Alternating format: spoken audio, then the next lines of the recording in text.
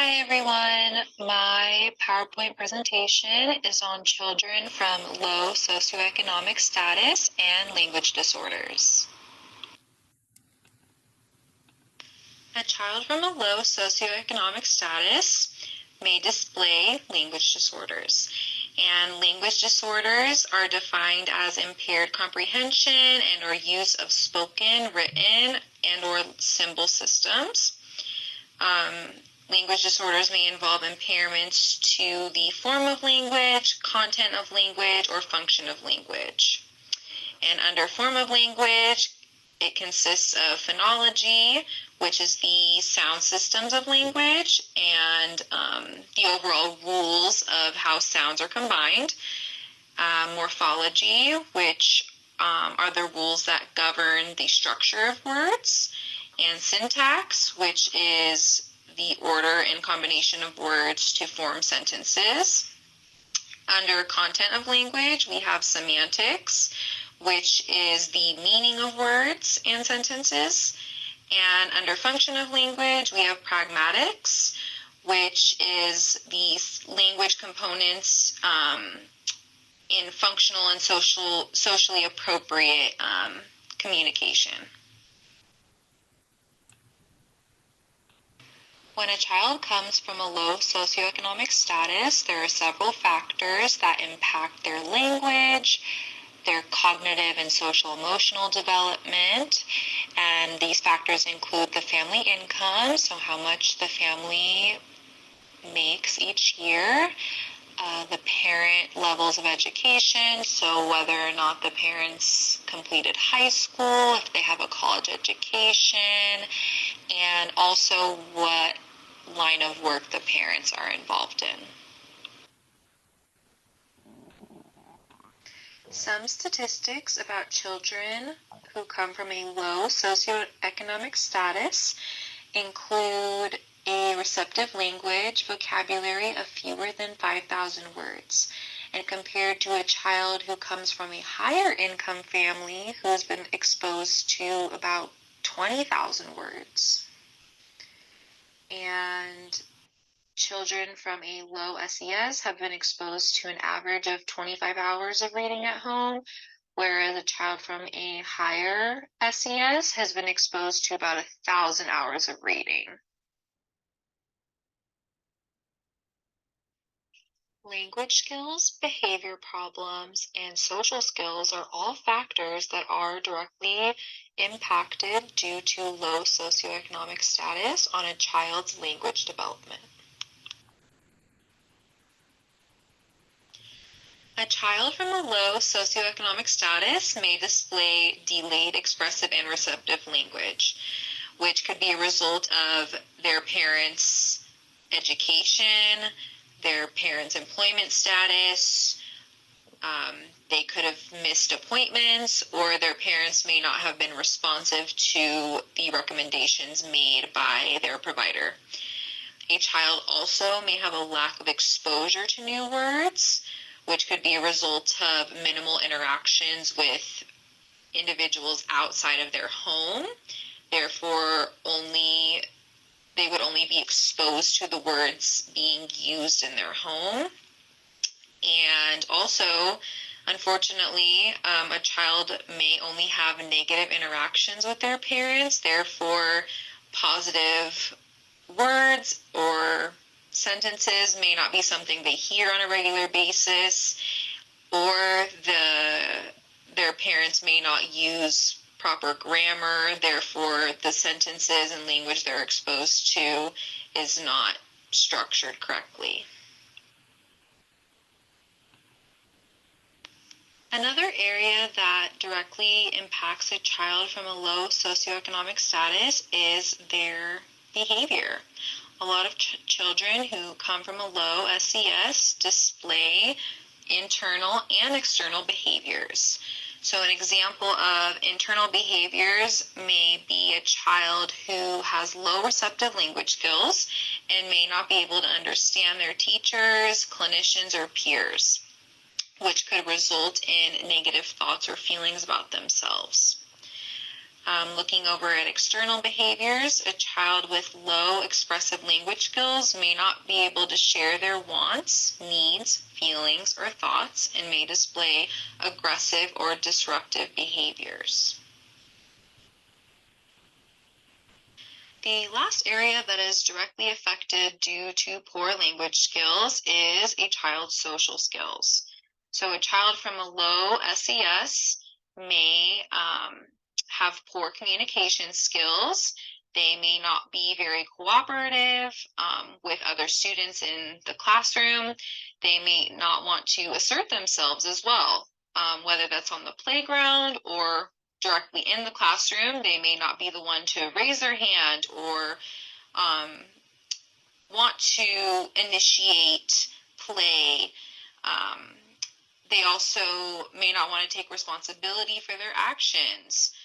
They may not understand, that they're in the wrong, which could be a result of their parents not teaching that to them. They may not be the best at showing empathy. If their parents are not around a lot and they're kind of just on their own, and they may not have heard a lot of caring or loving words or been given any of those kind of gestures throughout their life, they may not feel that way towards others as well.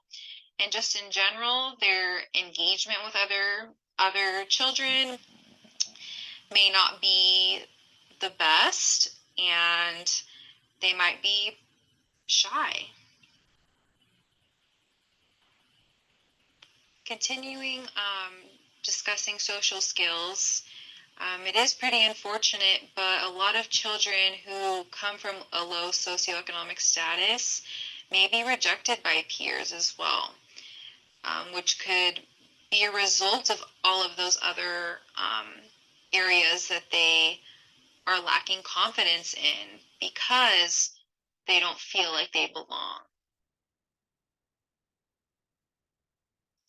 A few assessment strategy recommendations that an SLP should consider.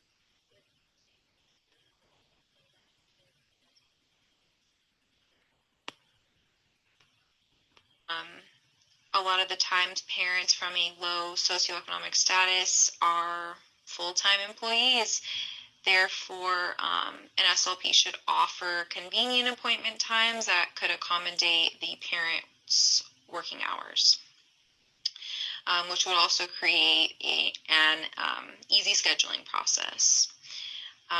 During the assessment, the SLP should provide simple instructions and directions and allow the parents to ask any questions and create an environment that is very open and welcoming.